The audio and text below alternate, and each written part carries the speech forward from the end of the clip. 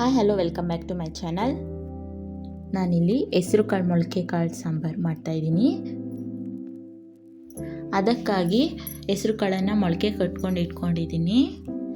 ಇದಕ್ಕೆ ಮಸಾಲ ರೆಡಿ ಮಾಡ್ಕೋಬೇಕು. ಅದಕ್ಕಾಗಿ ಗ್ಯಾಸ್ ಸ್ಟವ್ ಹಚ್ಚಿ ಒಂದು ಪಾತ್ರೆ ಇಟ್ಟಿದ್ದೀನಿ. ಪಾತ್ರೆ ಬಿಸಿ ಆಮೇಲೆ ಎಣ್ಣೆ ಹಾಕ್ಕೊಂಡು ಸ್ವಲ್ಪ ಬೆಳ್ಳುಳ್ಳಿ, ಶುಂಠಿ, ಹಾಗೆ ಈರುಳ್ಳಿ, ಹಾಗೆ ಹಸಿಮೆಣಸಿನ್ಕಾಯಿ 2, ಆಮೇಲೆ ಕಸಕಸೆ 1 ಸ್ಪೂನು, ಮತ್ತು ತೆಂಗಿನಕಾಯಿ, ಧನಿಯಾ ಪುಡಿ ಮತ್ತು ಖಾರದ ಪುಡಿ, ಸ್ವಲ್ಪ ಕೊತ್ತಂಬರಿ ಸೊಪ್ಪು ಇಷ್ಟನ್ನು ಹಾಕಿ ಎಣ್ಣೆಯಲ್ಲಿ ನಾವು ಚೆನ್ನಾಗಿ ಫ್ರೈ ಮಾಡಿಕೊಂಡು ಇದನ್ನು ರುಬ್ಬಿಟ್ಕೊಬೇಕು. ಅದಕ್ಕೆ ಸ್ವಲ್ಪ ನಾನು ಚಕ್ಕೆ, ಲವಂಗ ಮತ್ತು ಏನು ಹುರ್ಕೊಂಡಿರ್ತೀವಲ್ಲ ಅದನ್ನು ಅಷ್ಟನ್ನು ಹಾಕ್ಕೊಂಡು ಮಿಕ್ಸಿ ಜಾರಲ್ಲಿ ರುಬ್ಕೊತಾ ಇದ್ದೀನಿ. ರುಬ್ಬಿದ ಮೇಲೆ ನಾವು ಇದನ್ನು ಒಗ್ಗರಣೆ ಮಾಡ್ಕೋಬೇಕು. ಅದಕ್ಕಾಗಿ ನಾನು ಇದನ್ನು ಕುಕ್ಕರ್ ಇಟ್ಕೊಂಡು ಕುಕ್ಕರ್ ಬಿಸಿ ಆಮೇಲೆ ಸ್ವಲ್ಪ ಎಣ್ಣೆ, ಹಾಗೆ ಸ್ವಲ್ಪ ಈರುಳ್ಳಿ, ಸ್ವಲ್ಪ ಕೊತ್ತಂಬರಿ ಸೊಪ್ಪು, ಸ್ವಲ್ಪ ಅರಿಶಿಣದ ಪುಡಿ ಇಷ್ಟು ಹಾಕಿ ಫ್ರೈ ಮಾಡಿ ಒಂದನ್ನು ಆಲೂಗೆಡ್ಡೆ ಹಚ್ಬಿಟ್ಟು ಹಾಕ್ಕೊಂಡಿದ್ದೀನಿ.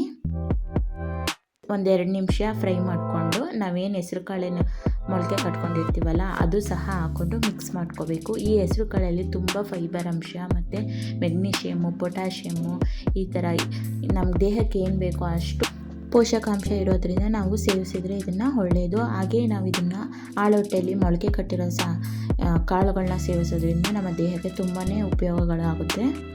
ಕಾಳು ಹಾಕಿದ ಮೇಲೆ ನಾವು ಉಪ್ಪು ಹಾಕ್ಕೊಂಡು ಅದು ಹಸಿ ವಾಸನೆ ಹೋಗೋ ತನಕ ಸ್ವಲ್ಪ ಹುರ್ಕೊಂಡು ನಾವೇನು ರುಬ್ಬಿರ್ತೀವಲ್ಲ ಅದನ್ನು ಹಾಕ್ಕೊಂಡು ಫ್ರೈ ಮಾಡ್ಕೊಳ್ಬೇಕು. ನಾವು ಮೊದಲೇ ಅದನ್ನು ಹುರಿದುಬಿಟ್ಟು ಪೇಸ್ಟ್ ಮಾಡ್ಕೊಂಡಿರೋದ್ರಿಂದ ನಾವೇನು ಅಷ್ಟು ಉರಿಯೋ ಅಂಥದ್ದೇನಿಲ್ಲ. ಸ್ವಲ್ಪ ನೀರು ನಮ್ಗೆ ಎಷ್ಟು ಬೇಕೋ ಅಷ್ಟನ್ನು ನೀರನ್ನು ನಾವು ಹಾಕೋಬೇಕು.